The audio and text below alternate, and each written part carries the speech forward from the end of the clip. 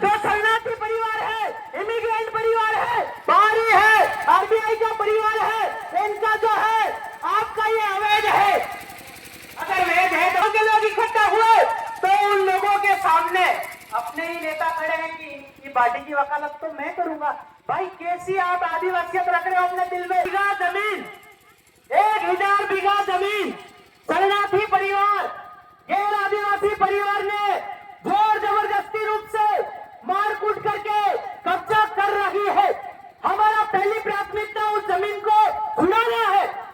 उस जमीन को हम कैसे छुड़ाए, इस पे प्लान होना चाहिए। एक्चुअल में वो जमीन पे नाम भी हमारा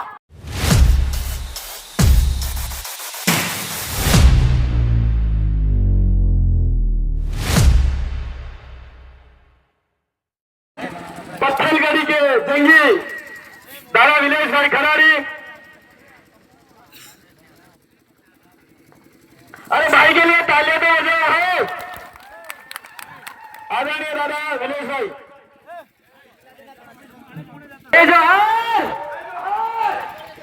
साथियों, सम्मानीय मंच, यहाँ की भारत भूमि के खेरखुटा गांव को मेरा नमन। और यहाँ पर आया भारत भूमि का ऑनर, मूल बीज, मूल वतनी, मूल नेटिव, राजबीज को मेरा जोहार। और यहाँ पे मेरे आने से पहले ही बहुत सारे वक्ताओं ने बात रखी, सुना। कुछ भाई छोटी सरवन से आए, उन्होंने अपनी पीड़ा जाहिर की। कुछ भाई शिवगढ़ से आए, उन्होंने अपनी पीड़ा जाहिर की। और कुछ भाई अपने रतलाम ग्रामीण से आए, उन्होंने अपनी पीड़ा जाहिर की। और अपने पुण्याखेड़ी डैम और मजरिया डैम में जो आदिवासी परिवार के भाई लोग जो मरने वाले हैं, विस्थापित होने वाले हैं, उन्होंने अपनी पीड़ा को जाहिर किया कि नेताओं ने जो जाजम पे फैसला लिया था वो जाजम की बात नहीं मान रहे हैं। इस बात की भी पीड़ा सामने आई। एक्चुअल में इस बात को मैं ज्यादा न बोलते हुए, जो भाइयों ने मुझे स्थानीय समस्याओं पे बोलने के लिए जो बोला है, मैं इस विषय पे चर्चा करूंगा कि जो शिवगढ़ इलाका है, इस शिवगढ़ में लगभग 1000 बीघा जमीन, 1000 बीघा जमीन शरणार्थी परिवार, गैर आदिवासी परिवार ने जोर जबरदस्ती रूप से मारकूट करके कब्जा कर रही है। हमारा पहली प्राथमिकता उस जमीन को छुड़ाना है। उस जमीन को हम कैसे छुड़ाए, इस पे प्लान होना चाहिए। एक्चुअल में वो जमीन पे नाम भी हमारा, उस जमीन पे कब्जा दूसरों का है और हमारा लोग बोल नहीं पा रहे। ये बड़ी समस्या है। मतलब कि राठौड़ी, दबंगिरी, प्रपंच, गुंडागर्दी चल रही है शिवगढ़ के अंदर। और सुनने में आता है कि ये नेता तो इस टाइप से बिक गए। बुरा लगेगा, माफी चाहूंगा मैं, क्योंकि ये जो शिवगढ़ का कुआं जागर है, इसमें 100 बीघा जमीन एक भाटी करके कोई है कोई भाटी करके, उस भाटी ने 100 बीघा जमीन पे कब्जा कर रखा है और अभी बाउंड्री का निर्माण कर रहा है। हमारे गांव के लोग इकट्ठा हुए, कुआं जागर के गांव के लोग इकट्ठा हुए तो उन लोगों के सामने अपने ही नेता खड़े हैं कि पार्टी की वकालत तो मैं करूंगा। भाई कैसी आप आदिवासियत रख रहे हो अपने दिल में। आपको जरा सी भी शर्म नहीं है कि आपके समाज आपसे भीख मांग रहा है, तिलक रहा है और उसी को उनको दबा रहे हो कि आप एक गांव के लोग हमको वोट नहीं दोगे तो कुछ बिगड़ नहीं जाएगा। ये एसडीएम कार्यालय सेलाना के अंदर बोले गए सत्य है। उस विषय पे हमें चर्चा करना चाहिए। तो मैं कुआं जागर वासियों से कहना चाहता हूँ कि अगर आप लोग पूरा गांव अगर इकट्ठा होते हो तो कल ही उस जमीन पे आप हल डाल दीजिए। अगर उसकी जिम्मेदारी मेरे पे छोड़ दीजिए, क्योंकि भारत भूमि में जो शरणार्थी परिवार है, इमिग्रेंट परिवार है, बाहरी है, आरबीआई का परिवार है, इनका जो है आपका ये अवैध है। अगर वैध है तो कोई दस्तावेज बता दीजिए। ऐसा कोई दस्तावेज ही नहीं है कि इमिग्रेंट शरणार्थी भारत भूमि में वैध है। तो ये जो जमीन मांग रहे हैं, ये जमीन जो लूट रहे हैं, ये दादागिरी है, गुंडागर्दी है। कुछ लोग तो ऐसे केस में फंसे हुए हैं कि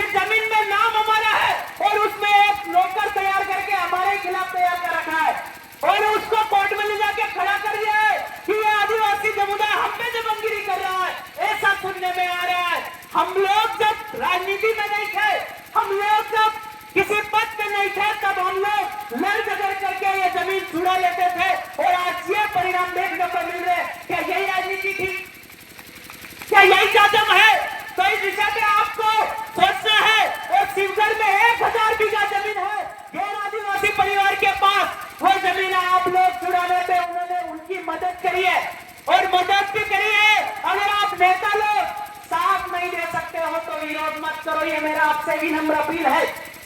क्या आप साथ नहीं दे सकते हो तो विरोध मत करो, हम लोग उसको छुड़ा लेंगे। दूसरी बात, रतलाम में जो निवेश सेक्टर की 1500 हेक्टेयर जमीन जा रही है, इसमें हमारे नेता लोगों का जो आपका स्टेटमेंट आता है कि ये जमीन सरकारी है।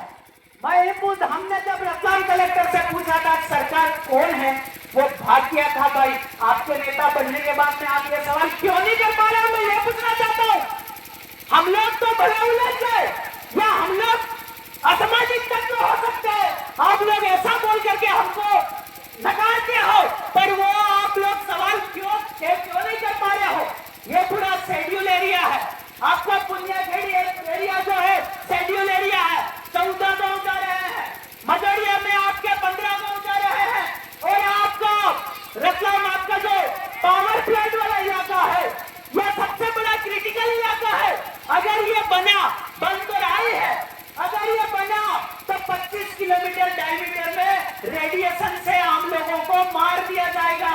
इसीलिए उसका रेडिएशन जो है इस एक लाइन तक आने वाला है, और हम लोग आने वाले 10 सालों में जिंदा रहेंगे कि नहीं रहेंगे, ये भी हमारा सवाल है। क्या हम लोग इस विषय पे चर्चा नहीं कर सकते? क्या हमारी लोग नेता क्यों नहीं मान रहे हमारी बात? इस विषय का चर्चा करने का विषय है। हम लोग कहते हैं कि कांग्रेस दिल्ली से चलता है, बीजेपी नागपुर से चलता है। मैं इन नेताओं से पूछना चाहता हूँ, तुम कहां से चलते हो, जरा बताओ। जाजम से चलने की बात कही थी तो जाजम से क्यों नहीं चलते हो? इस विषय पे भी सोचने योग्य बात है। पावर प्लांट में आपका मुआवजा ले लिया, बड़ी बात, ठीक है, मुआवजा ले लिया, पर ये लोग पूछ रहे हैं पैसा किसका कहां से लाए, तो जवाब क्यों नहीं दे रहे हो भाई? अगर जवाब नहीं दे रहे हो तो जवाब दिलवाने में सहयोग कीजिए, विरोध क्या करते हो, ये बात मुझे समझ में नहीं आ रहा। इस विषय पे आपको गहरा चिंतन और मनन करना है। दूसरी चीज कि हमारे भाइयों लोगों को ये फाइनेंस वाले ज्यादा परेशान कर रहे हैं। फाइनेंस कंपनी वाले की गाड़ी जो ली है उसमें बिना नोटिस के गाड़ी उठा ले जाते हैं। तुम जब कोई उधर जावरा जाता है उधर से गाड़ी उठा ले जाते हैं। आदिम जाति आदिवासी भाइयों से मैं कहना चाहता हूँ कि अगर कोई भी ऐसा आपके साथ घटना घटे तो एक बार हमको फोन लगा लीजिएगा। जो जावरा में एक खान है वो उसको अंदर करवाया है तो हम उनको भी अंदर करवाएंगे, पर डरना मत। और जो भाई कर्जे से परेशान है, जो भाई लोन से परेशान है, वो भाई परेशान होने की जरूरत नहीं है। वो लोग एक बार हमसे संपर्क करें। शेड्यूल एरिया में आपका साहूकारी अधिनियम का विस्तार नहीं हुआ है, अर्थात ये अवैध है, तो यह जितनी भी साहूकारी, भले समूह लोन हो, भले बैंक का लोन हो, बढ़िया का कर्जा हो, बढ़िया के पास रकम गिरवे हो, तो भी आप हमको बताइए, हम आपको फ्री में छुड़वा के देंगे। और आपका जितना भी ये जमीन का मैटर है, डरने का नहीं। एक थानला में हमारे पास एक ऐसा मैटर आया कि नॉन ट्राइबल खाद्य गैर आदिवासी की जमीन थी। हम लोगों ने वहां ग्राम सभा किया, कार्यक्रम किया, और उस जमीन पे आदिवासी आपका 34 बीघा जमीन पे कब्जा किया। आज गेहूं उग रहे हैं। हिम्मत का काम है दोस्तों, भाइयों की आपको लड़ना होगा। हम लोग भारत भूमि के ओनर है, मूल बीज है, मूल वतनी है, राजनो बीज है। एक बाहर आवेला, ये 12 बीज है, 12 बीज बाहर ना आवेला। राते 12 बजे आया, 12 इतनी राशि है, 12 इना महीना है, 12 इना घंटा है, 7 ने 12 वाली, 7 ने 12 है, 84 लाख नो हिसाब बता लिया है। तो आदिम जाति आदिवासी परिवार को अपना हिसाब ही पुरुष बढ़िया और तो जाकर के हम लड़ाई जीत सकते हैं। इसलिए आप सब लोग भाई लड़ाई को अंजाम दीजिए। नेताओं के भरोसे तो ऐसा मंच पे सुनने को मिल रहा, वैसा ही आज भी मिलेगा और अगले 5 साल बाद भी मिलेगा। आदिम जाति आदिवासी परिवार राजबीज है, राज करनी है। हम लोग एक शब्द पे हमारी बहस होती है, वो है लोकशाही। तो लोकशाही और राजबीज में फर्क है कि लोकशाही मतलब सब मिलके डालते हैं तो एक निकलता है,